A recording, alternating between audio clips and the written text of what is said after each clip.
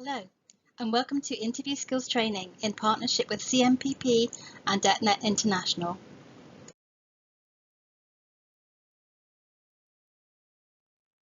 In this session, we will cover your learning objectives, preparing for your virtual interview, competency-based questions and the STAR model, the day of the interview, after the interview, and how to rebound from setbacks. By the end of the session, you will know how to prepare for an interview, what to expect during an interview, and what to do after an interview. But first, let's look at the challenge you are facing as a job hunter. With the global pandemic and Brexit, there are less jobs being advertised. This means you're up against greater competition. This also means you need to stand out from the crowd with your application and interview. Hopefully this session will help you to do that.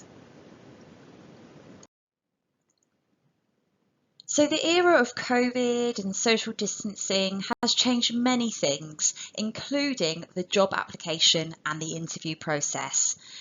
More and more companies have since adopted virtual interviewing, and it's likely to be the norm in the future. If you're thinking about applying for jobs after college or weekend jobs or part-time work, the chances are you're likely to get called for your first virtual interview. And it's really good to start honing your video interviewing skills now. Interview techniques are a skill, especially if you want to nail that dream job. And you can still highlight all of your great skills in a virtual interview as you would a face-to-face interview, but you just need to prepare differently. So on the next few slides, we're going to show you some tips on how to prepare for the interview, what to remember on the day, and what you need to do after the interview. In this video, we'll also talk about competency-based interviews, how to use the STAR technique to get the best out of your interview. So preparing for your interview. The first thing you need to do is research the company. Now, most employers will ask you at the beginning of your interview, what do you know about us? So don't get caught out.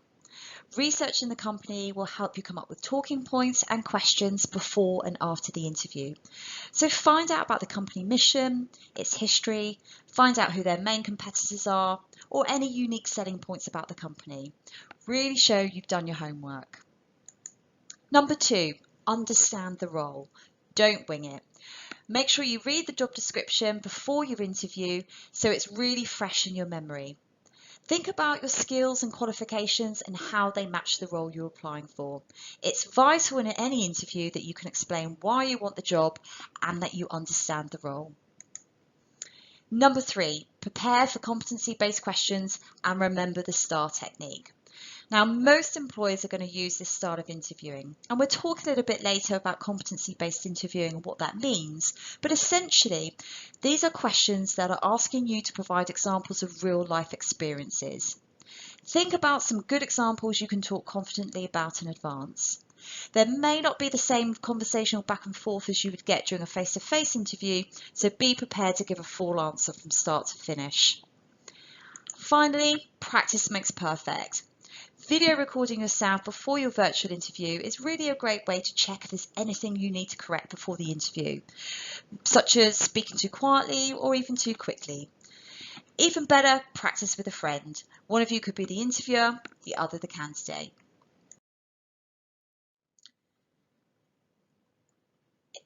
In this section, we're going to talk a little bit more about competency questions and the STAR model.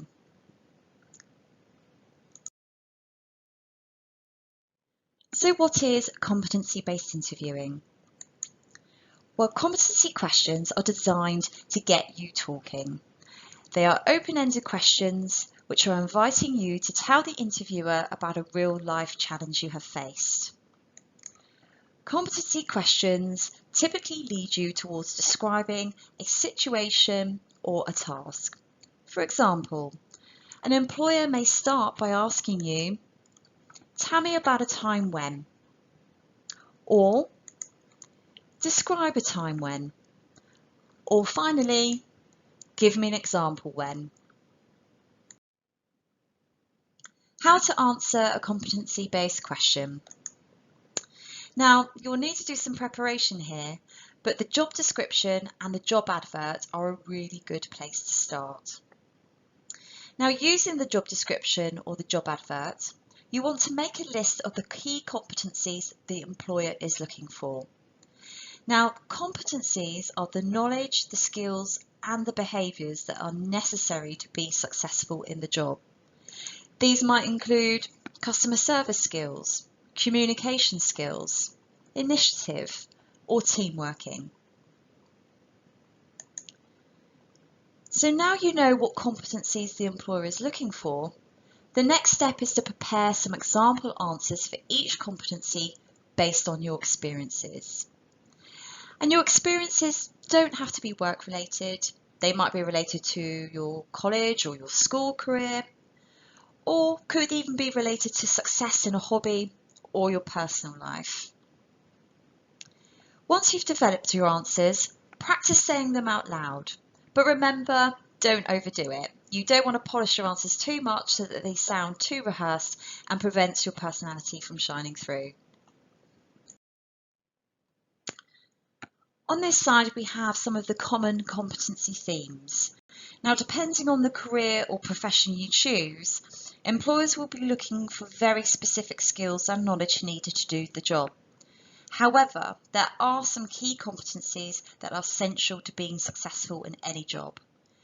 Think of these as your gateway to career success. You'll need to draw on some of these competencies in an interview and provide evidence of these in your answers.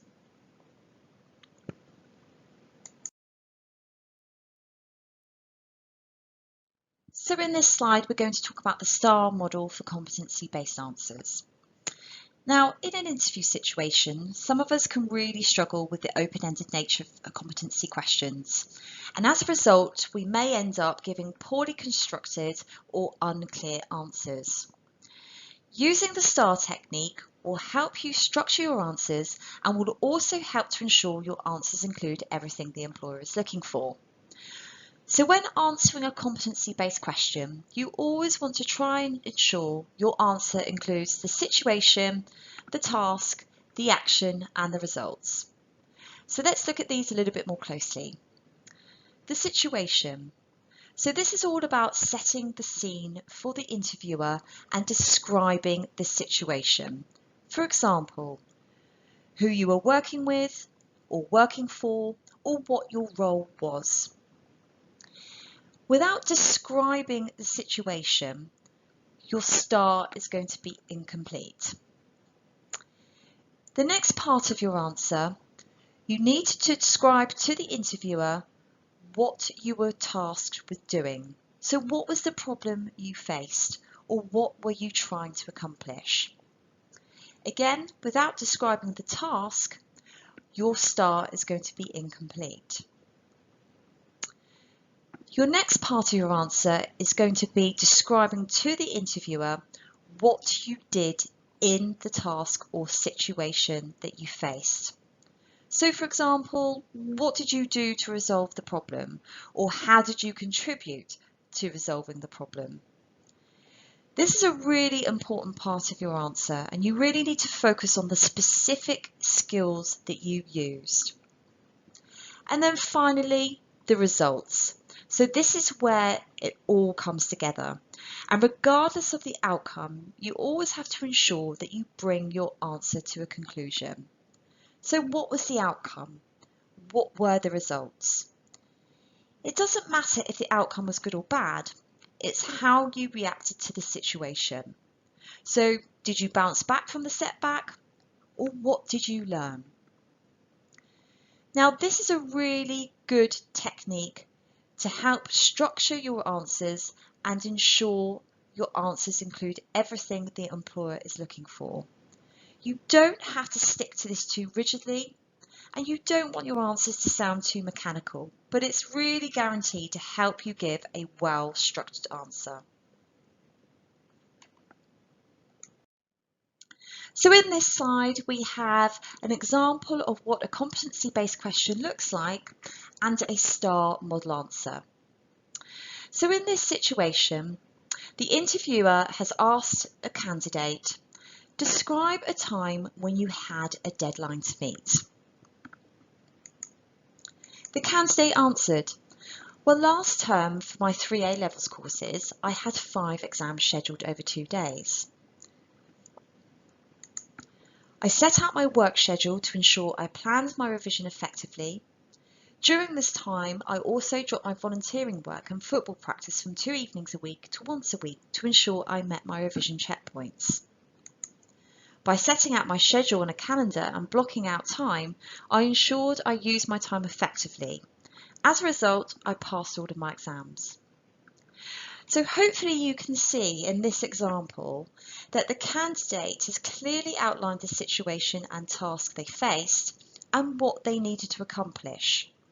They also outlined their approach to the task and summarised what they achieved from their actions.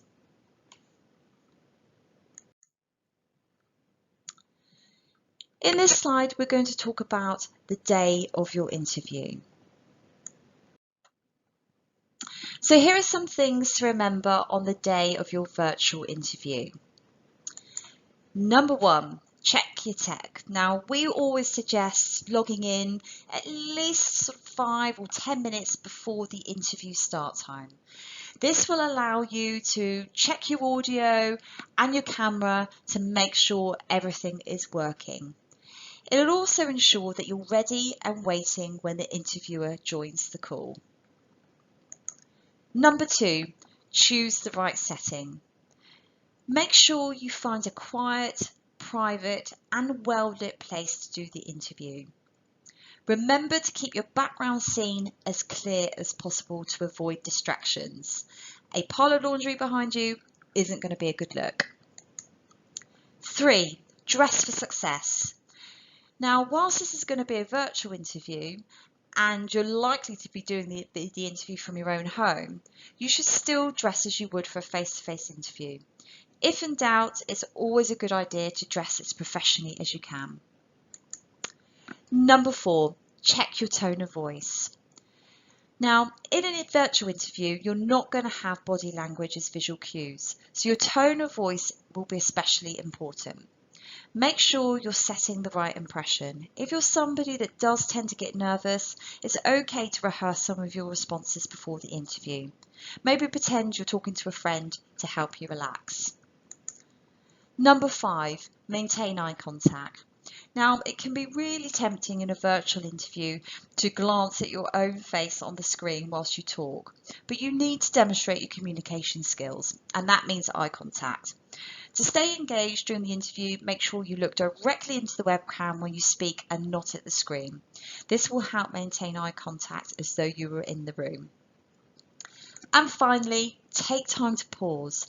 Don't be afraid of silence. It's okay to take time to think about your response.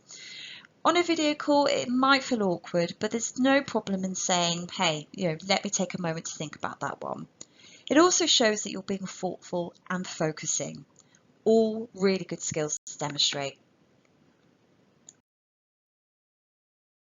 So what steps should you take after the interview? It's a nice touch to follow up after interview. You can do that by phone or email. Remember to keep the communications professional, restate your interest and thank them for their time. Try and avoid the use of informal language or emojis. Interview feedback is essential. It will help you to develop and refine your technique for future interviews. So don't be afraid to drop an email to your recruiter asking for feedback.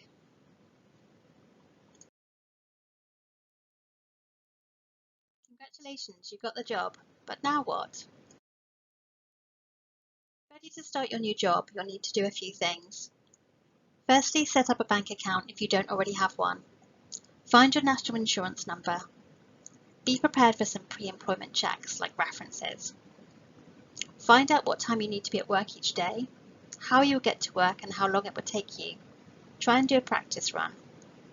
Ask about the dress code or will a uniform be supplied to you. And don't forget to update your CV.